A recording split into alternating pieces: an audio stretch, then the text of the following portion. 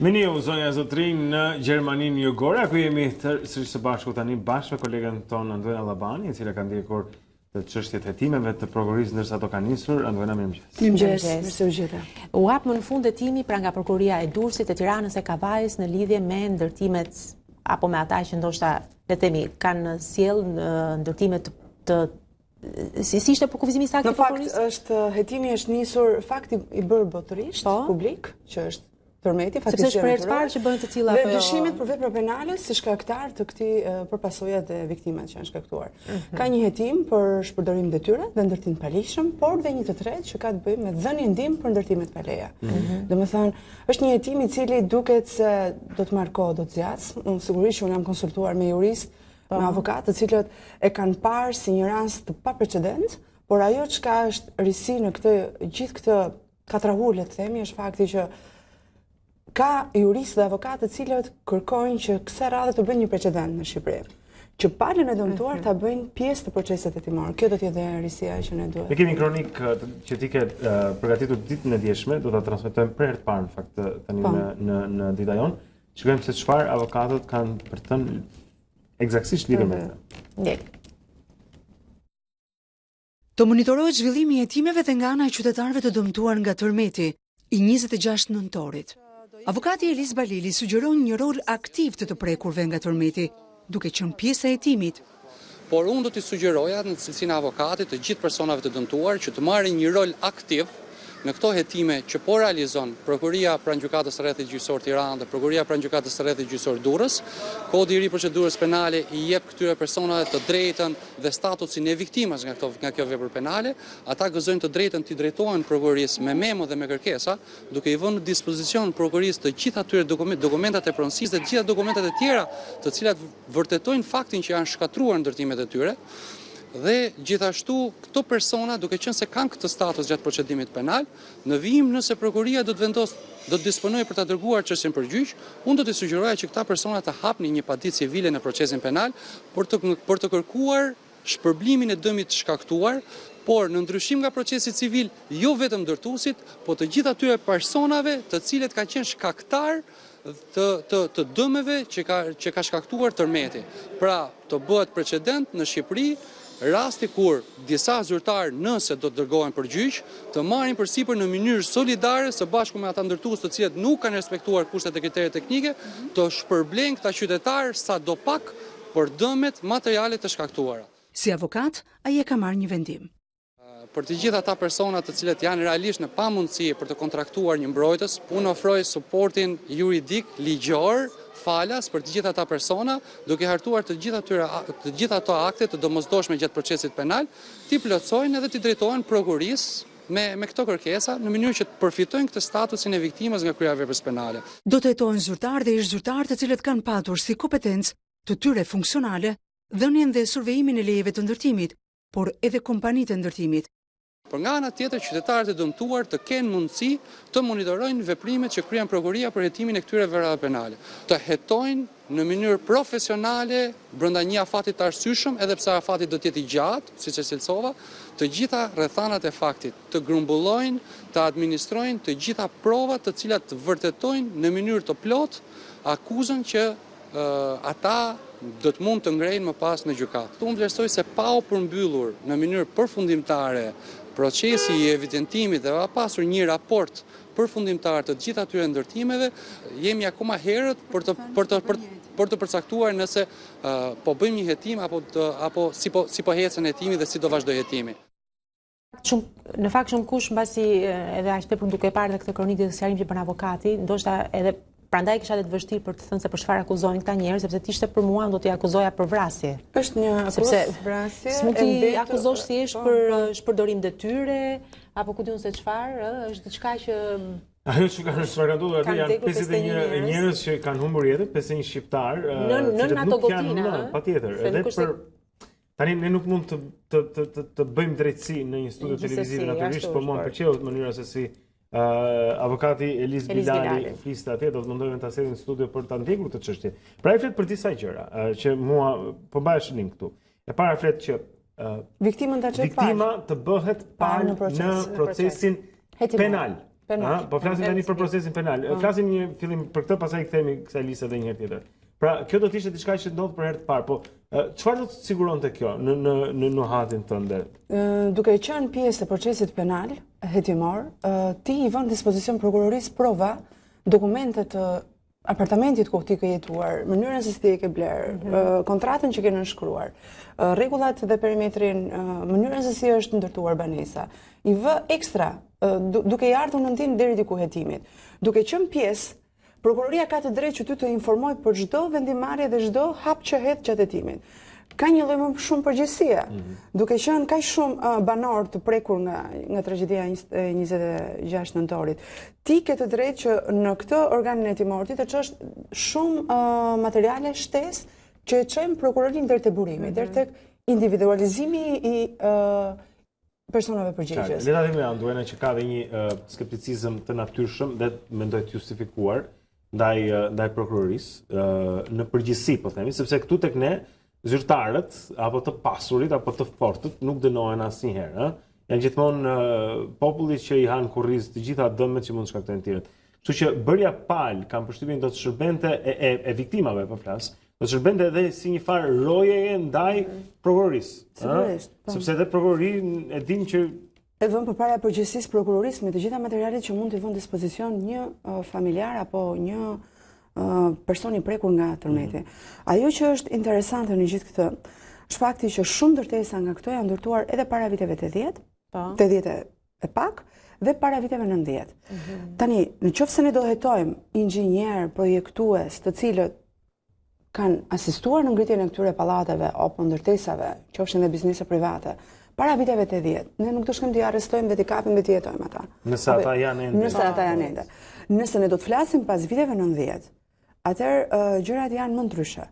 Por sa nga ne e mendon në subkonsciencën tonë që nëse nuk do të ndodhte ky tërmet, a do ishte i gatshëm ky shtet të shkonte dhe të prishte pikërisht këtë banesa për shkak të mungesës teknike apo përkundër do ndërtoheshin më shumë, do ndriteshin katet më tepër, do sigurisht që këto janë dhe pikpyetjet që ngrihen për këtë hetim, por unë besoj që deri diku vullneti i dy prokurorive, të Durrësit dhe Tiranës janë dy qytetet më të prekura, ekziston. Se sa do t'ja dalë, kjo do të kërkojë kohë sigurisht. Por ajo çka unë konfirmova dje të paktën nga prokuroria e Durrësit, e cila ka bërë hapin e parë, është fakti që brenda policisë së shtetit është ngritur një grup i posaçëm hetimor, i cili do të merret vetëm me evidentimin e të gjitha rasteve të ankesave që kanë ardhur nga banorët të Durrësit në lidhur me banesat e tyre, për ndërhyrje brenda pallatit, për mungesë të dokumentacionit, për kushte teknike jo të rregullta, çka do t'i vinë në ndihmë deri diku prokurorisë së Durrësit për të paktën për të shtruar deri diku ato shinat e hetimit dhe për të vazhduar më pas me përgjegjësitë e tjera. Interesante është që këtu janë, si thua, do të jenë në hetim vetëm ndërtuesit, por edhe zyrtarët që mund të kenë dhënë leje. Sigurisht do janë zyrtarët të përshtatshme. Sigurisht, aluizmi apo bashkia janë dy institucionet e para që prokurorëve janë drejtuar me kërkesë dhe i kanë vënë afat. Domethënë i kanë vënë një afat prej sa i bie, sot jemi data 3. Deri në datën 4, deri në datën 5, dhe nesër është afati fundit që Bashkia e Tiranës dhe zyrat e hipotekave duhet të dërgojnë pra prokurorisë të gjithë dokumentacionin në lidhje me evidentimin e banesave të prekura, dokumentat përkatëse, inspektimin që kanë bërë në teren, mënyrën do të ekzistojnë apo do të ekzistojnë më këto banesa si pallate ndërtimi. Dhe sigurisht që këto do të jenë është afat shumë i shkurtur, nuk e di në fakt, a është ky një lloj presioni që pra prokuroria bën se në të raste të tilla ne jemi asur dhe në lënje topi, që gjithçka në situata të tilla emergjence ja kalojnë institucioneve. Siç po shikonim, avokati që ti kishe intervistuar, Elis Bilali, pra thoshte që njëra nga gjërat që të viktimat, familjarët e viktimave duhet bëjnë, dhe gjithë ata që ndoshta s'kanë humbur dikë fatmirësisht në këtë tragjedi, por kanë humbur shtëpitë e tyre, pronat e tyre, punën e një jete të tërë, duhet bëhen bashkë për edhe një padi kolektive civile. Pra për t'u dëmshpërblyer dhe për t'u dëmshpërbyer, kjo vjen për herë të parë. Jo nga shteti. Jo nga shteti, jo vetëm nga ndërtuesit, thot ai, por edhe nga zyrtar shtetëror, tani më jo si pjesë e shtetit, por që kanë bërë të mundur që kjo gjëja të ndodh. Kjo është për herë të parë dhe ne dimë që këta zyrtar të bashkive, u bie këtë rast, nuk është se s'kan para, janë miliarderë edhe këta në lek, ndoshta edhe në moneda tjera më të forta. Po kjo do të ishte diçka për herë të parë, pra që zyrtar po themi në bashkinë e Durrësit, apo në bashkinë, mendon që kjo mund të ndodhi? Mund të ndodhi. Nëse ka një vullnet dhe një bashkërendim të institucioneve në hetimin e kësaj çështje. Është shumë komplekse, vërtet. Mbledh shumë institucione. Nuk e di nëse do të arrijë prokuroria të provojë fajsin, por gjithçka është shkruar në letër.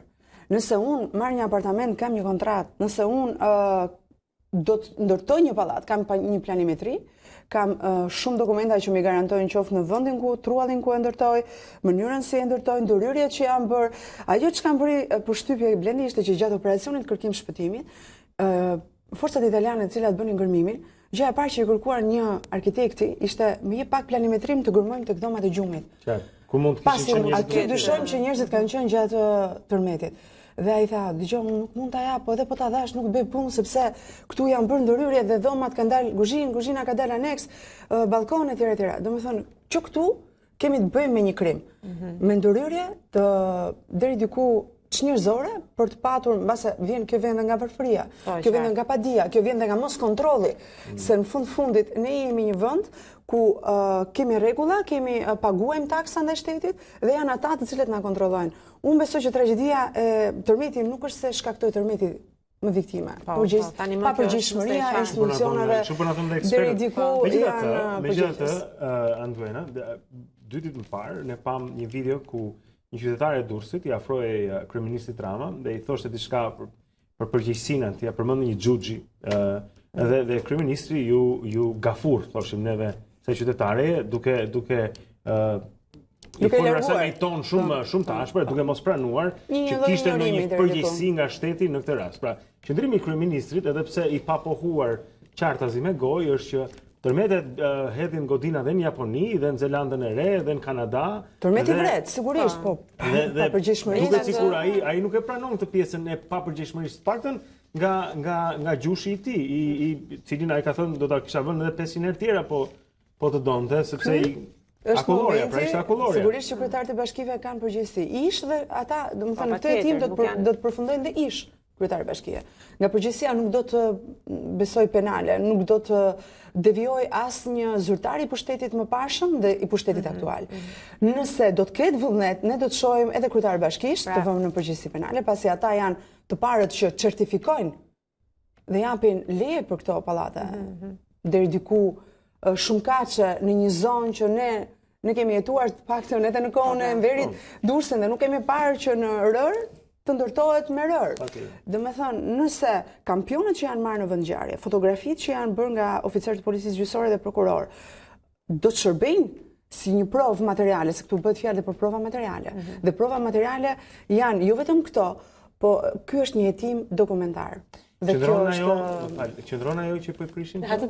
Pikërisht, sepse u fol shpesh që për prishet e banesave dhe që ndoshta mund të jenë prova që prishen dhe që nuk është e vërtetë, pasi të paktën në pallatet ku ka viktima janë marrë kampion, janë bërë fotografi, është kërkuar i gjithë dokumentacioni, është ngritur grupi i posaçëm, si ju thash, në drejtorinë e policisë dhe është duke u bërë verifikimi.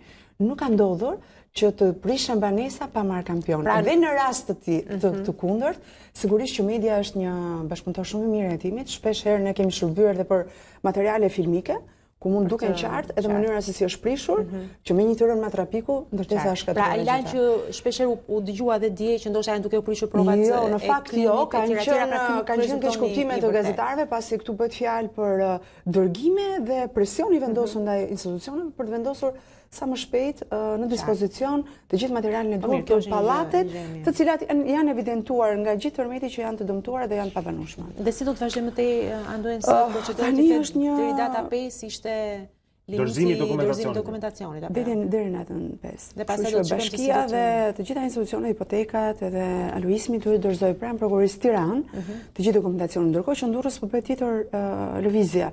Është ngritur grupi i posaçëm, po punohet për gjithë dokumentin dhe mbi gjitha më e rëndësishme është shumë të gjitha denoncimet që janë bërë nga qytetarë për ndërhyrje në pallate, për prishje të kateve mureve mbajtëse apo të pronave të marra të palegalizuara apo probleme të cila me dokumentacionin. Duhet ta dim që ky është një hetim dokumentar i pandodhur më parë, kështu që do hasemi në shumë probleme të shohim nëse do kemi përgjegjës jo vetëm pronar, inxhinier dhe projektues, por edhe ata që kanë dhënë certifikimin e ndërtimeve. Asgjë se kanë bërë pa lyer rrotat aty ku duhet, gjithçka është bërë me rishfet, me njohje dhe me abuzim. Kjo është e qartë sepse këtu jetojmë dhe besoj që ky që ndodhi me datë 26 është faturë një makuturie 30 vjeçare në këtë vend, ku faturën për fat keq e paguan ai që s'mundet. Me jetë. Mirë, faleminderit shumë. Anduena Llabani, do të kemi sërish për ta ndjekur këtë çështje dhe të tjera që kanë lidhje me gjyqësorin, me sistemin e drejtësisë, prokurorinë e të tilla. Anduena është njëra nga kolegët tona këtu në CNN që u qëndron afër këtyre temave. Ne do të themi mbas pak zonën sotrin, bashkë me Rion Dushin këtu për të tjera informacione. Qëndroni me Dita Jonë.